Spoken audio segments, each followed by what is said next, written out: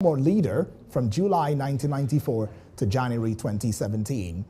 Findings showed that Jammeh is living in exile in Equatorial Guinea, which has no extradition treaty with the Gambia. The government said it would prosecute all 70 alleged perpetrators named in the Truth, Reconciliation and so-called Junglers Hit Squad. Abdoulaye Fati, a former local legal consultant for the commission, called the government's decision unprecedented. Certain individuals who had been adversely mentioned by the commission continue to serve in various areas of strategy and would set up a special court located within the Gambia with the option of holding sittings in other countries. Justice Minister Dauda Jallow also reiterated Fati's words.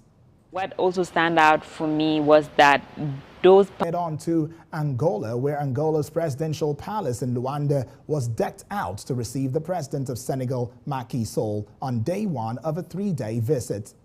The trip being the first by a Senegalese head of state to Angola, aimed at boosting friendly relations between the two countries following the opening of the African Union, was received by his counterpart, João Lourenço. The two heads of state are calling for a reform of the UN Security Council, which has no African country as a permanent member. Several cooperation agreements were signed with an emphasis on the partnership for oil exploration. Sall had also announced that he would follow the Angolan example and open a Senegalese embassy in Luanda. The president of Senegal will next in western Senegal, a tragedy that highlights the serious deficiencies of the country's public health system. In his condolence message, Senegalese President Macky Sall, through his Twitter handle, expressed his deep sadness and dismay at the incidents, while expressing his deepest sympathy to the mothers and families of the children. 3 babies were saved, according to the mayor of Tivaouane, Demba Diop, as he explained that the fire was caused by a short circuit and the fire spread very quickly.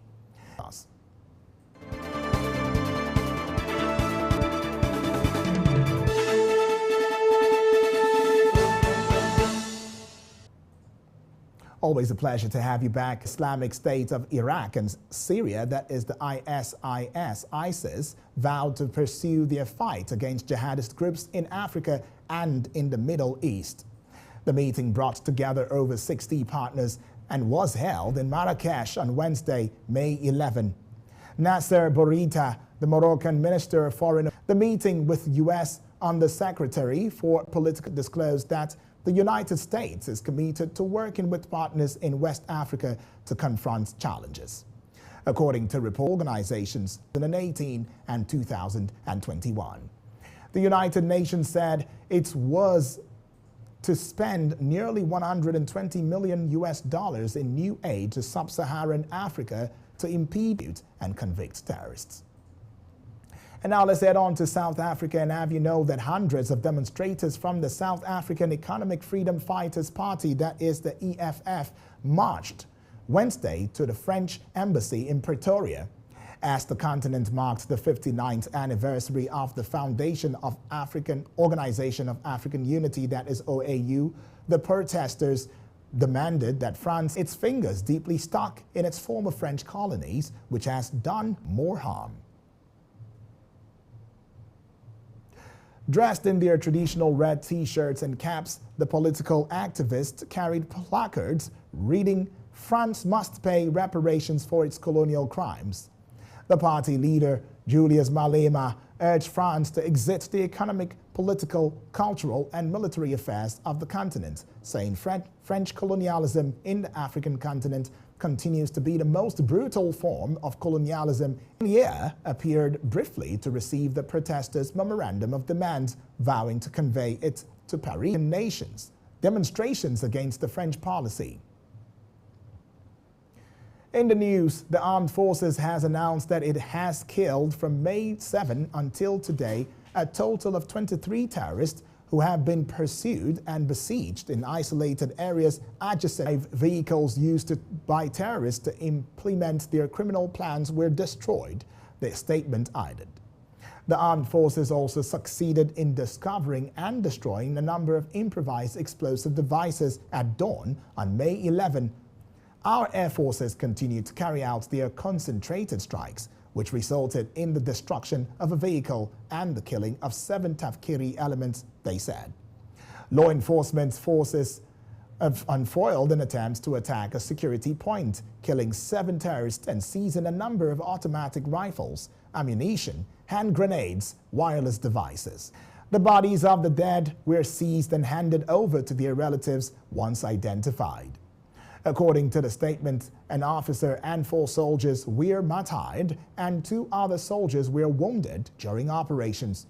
The armed forces affirmed that there is total security and safety for the people of Egypt. Up next on Africa Today is business news. Stay with us.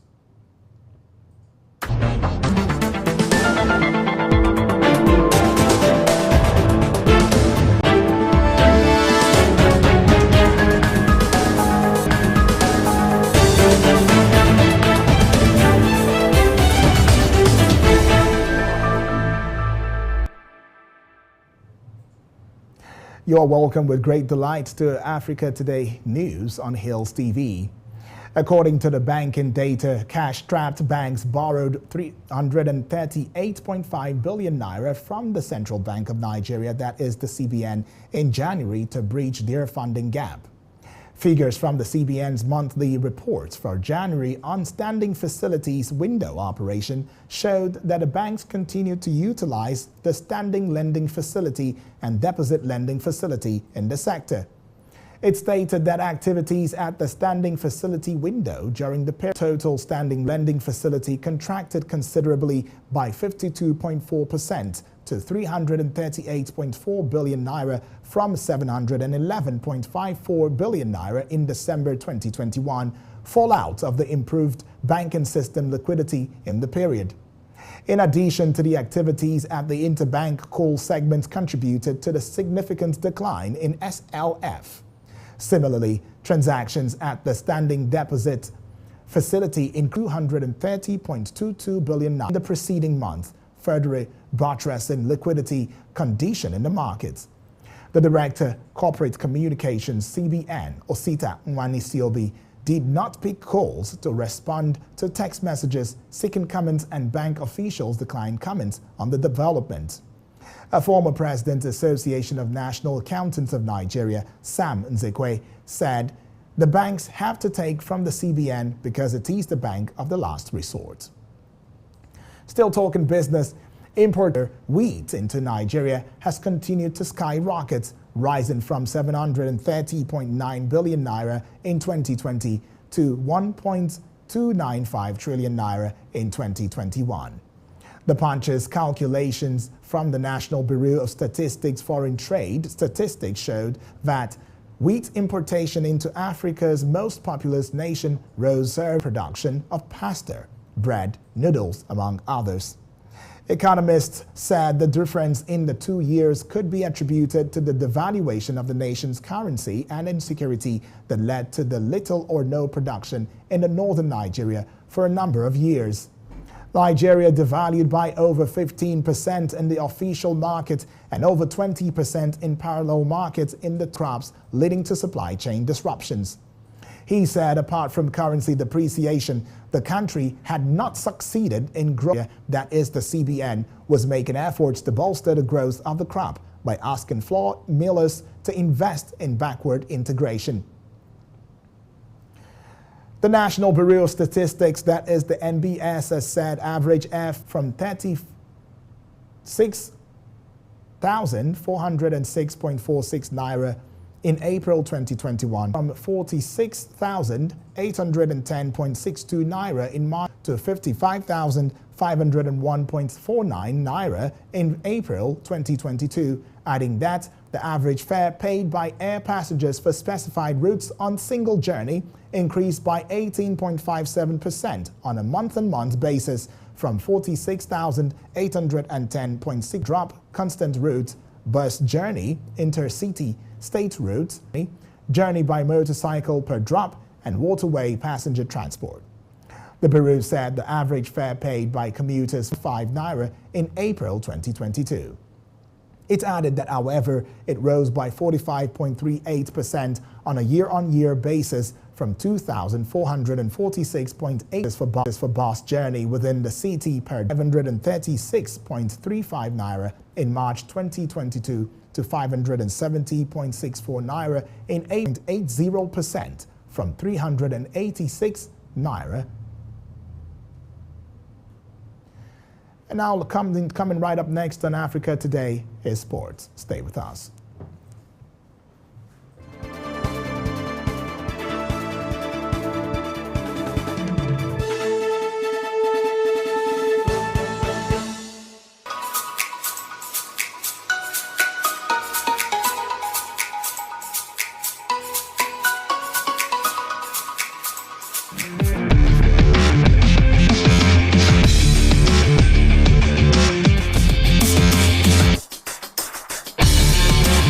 Sports news on Africa Today. I am Aynan Lubem. Now to sports news. Nigeria will know their group opponents in the qualifying series for the 2022 African Nations Championship in Algeria when the draws of the competitions hold in Cairo, Egypt, Thursday today. Ahead of the draw, two teams, Morocco and Libya, are already qualified as they are the sole entries into the Northern Zone, where the two teams are expected to emerge alongside Algeria, who are the host. Algerian legend Jamel Menad, who was the top scorer and winner of the 1990 Africa Cup, Nasser, to conduct the draw at the ceremony. For the first time in the history of the competition, 18 teams will participate in the final tournament set to take place in Algeria in January and February 2023. The CHAN tournament brings together players who compete in their respective domestic leagues. Took place in January and February.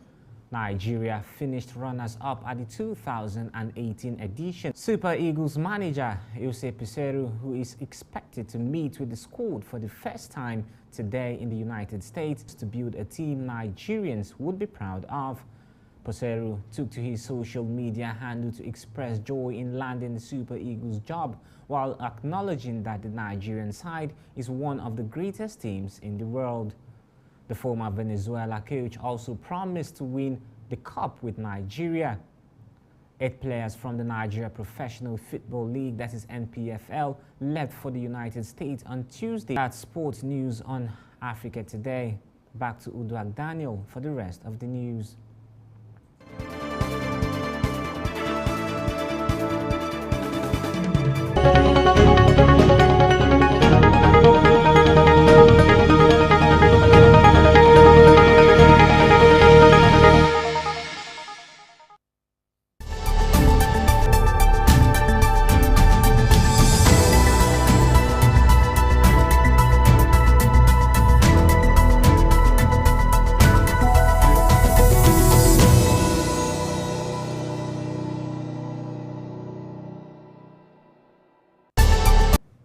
Many thanks, Aynan. Nigeria leader condemns killing in Borno, Katsina State. We also told you Sall makes first visit of Senegalese head of state to Angola.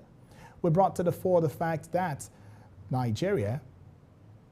South Africa demands France exit in Africa. And we also told you Nigeria to no CHAN foes today.